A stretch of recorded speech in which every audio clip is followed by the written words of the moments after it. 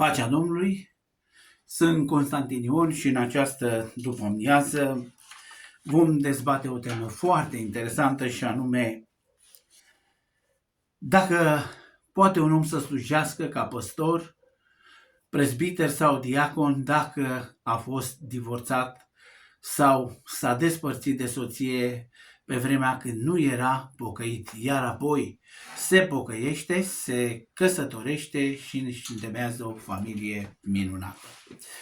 Aceasta este o întrebare care stârnește multă dezbatere în comunitatea creștină, deoarece atinge echilibrul dintre iertarea lui Dumnezeu totală și standardele de integritate cerute pentru a fi un lider de biserică. Biblia oferă câteva principii clare, dar interpretarea lor variază în funcție de confesiune. Și aici vreau să aduc în discuție două lucruri sau două alternative. Desigur, sunt două partide. O partidă de frați care consideră și zic că se poate, iar cealaltă partidă de frați care zic că nu se poate. Vom urmări cuvântul lui Dumnezeu și vom încerca să vedem ce spune cuvântul lui Dumnezeu și de o parte și de cealaltă, adică și pro și contra. Vom începe prima dată cu acea confesiune sau acea categorie de frați care ei consideră că nu poate să slujească ca diacon, prezbiter sau păstor. Și vom vedea și argumentele dânșilor. Aș începe mai întâi cu argumentul acesta, așa cum am spus, contra. Nu poate fi. Această categorie de frați exclude orice bărbat care s-a dezbărțit și recăsătorit, indiferent de momentul în care s-a produs despărțirea, înainte sau după pocăință. Ei pun accentul pe modelul de stabilitate familiară și condiția se bazează pe bărbatul unei singure neveste, unde Pavel spune în 1 Timotei și Tit, enumără calitatea necesară pentru cei care doresc să slujească în poziții de conducere, și anume prezbiter, păstor sau diacon. În 1 Timotei, capitolul 3, cu versetul 2, cuvântul Dumnezeu spune așa: dar trebuie ca episcopul să fie fără prihană, bărbatul unei singure neveste, cumpătat înțelept, vrednic de cinste, primitor de oaspeți, în stare să învețe pe alții. Iar în 1 Timotei, capitolul 3, versetul 12, spune așa: diaconii să fie bărbați a unei singure neveste și să știe să-și cârmuiască bine copiii și casele lor.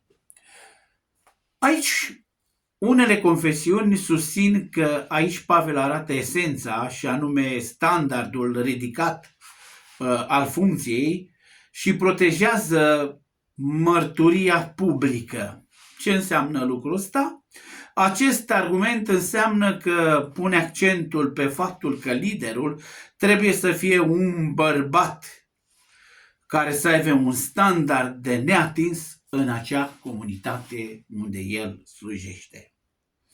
Mergem mai departe și vreau să înțelegem ce zic această comunitate de frați sau această confesiune de frați care cer fără prihană. Ce înseamnă fără prihană în viziunea lor? Unele confesiuni, așa cum am zis, zic că cuvântul acesta fără prihană înseamnă că liderul nu trebuie să fie iertat, ci să aibă o reputație care să nu poată fi atacată de nimeni în acea comunitate.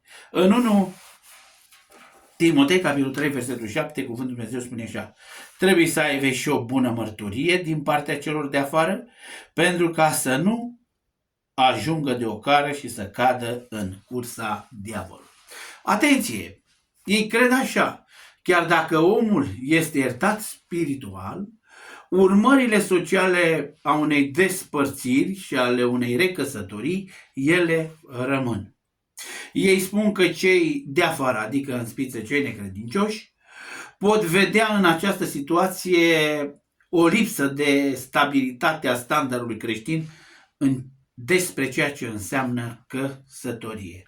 De asemenea, unele confesiuni văd în modelul familiei cam așa: liderul trebuie să fie un model pentru întreaga turmă.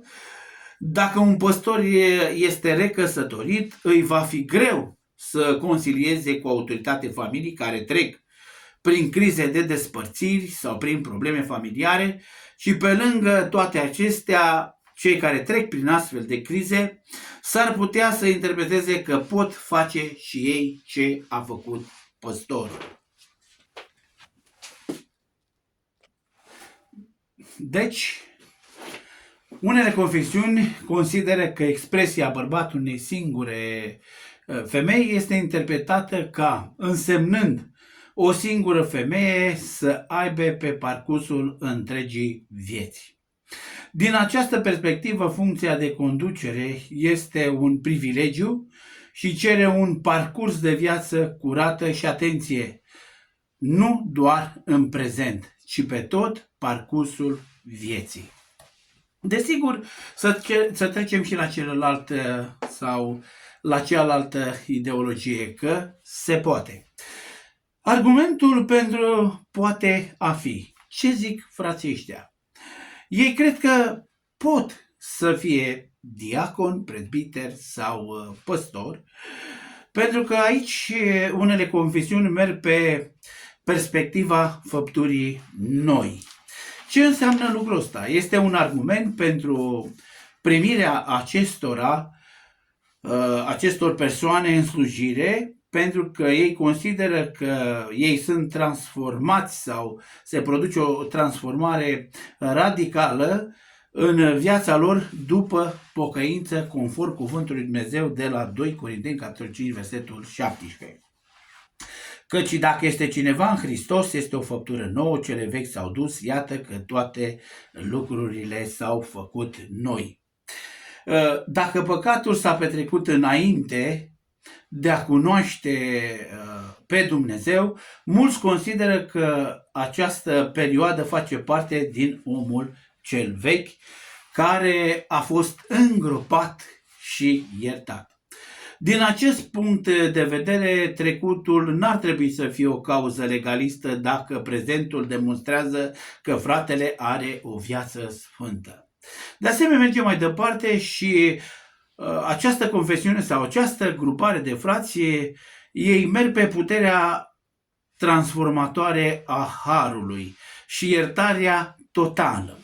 Acest argument se bazează pe faptul că mântuirea șterge complet trecutul păcătos oricărei persoane, conform versetului pe care le-am citit, unde spune că dacă este cineva în Hristos, este o făptură nouă, cele vechi s-au dus, iată că toate lucrurile s-au făcut noi. Mergem mai departe și asta ei consideră că cel care vine la Hristos este o făptură nouă. Dacă Dumnezeu ierta păcatele din trecut, această categorie de fapt susțin că biserica n-ar trebui să fie mai sfântă decât Dumnezeu și să rețină acele păcate împotriva acelui om pe care el le-a săvârșit înainte de a-L cunoaște pe Dumnezeu. De asemenea, ei susțin că Pavel, când a scris bărbatul unei singure femei, în 1 Timotei, capitolul 3, el se adresează unei lumi păgâne, și anume Efes, Creta, unde poligamia și concubinajul și divorțurile multiple erau la ordinea zilei. Argumentul este că dacă liderul acum, după pocăință, este ireproșabil și model față de soție și în comunitate, el poate fi un lider, păstor, prezbiter sau diacon. Aceștia mai susțin că eficiența harului care a schimbat pe Pavel îi schimbă și pe ei, cei care au eșuat înainte de a veni la Hristos, înainte de a cunoaște pe Hristos. Biblia nu spune explicit cine a divorțat înainte de a cunoaște pe Dumnezeu nu are voie să fie păstor, diacon sau prezbiter. sau prezbiter, ea pune accent pe integritate, pe fidelitate și o viață de familie exemplară în mijlocul comunității unde el trăiește acum. Dar atenție, totuși această decizie finală aparține de obicei Consiliului de Conducere al fiecărei biserici locale, indiferent de confesiune. Deci, Dumnezeu să ne binecuvinteze și să tragem concluzia dacă un om care înainte de a fi credincios a săvârșit astfel de păcate, venind la Hristos, schimbându-și viața, el poate să ocupe una din funcțiile acestea. Argumente aduse și de o parte și de cealaltă. Așa că Dumnezeu să ne lumineze și să ne dea acea inimă în care să lăsăm doar pe Dumnezeu să lucreze în ea. Amin.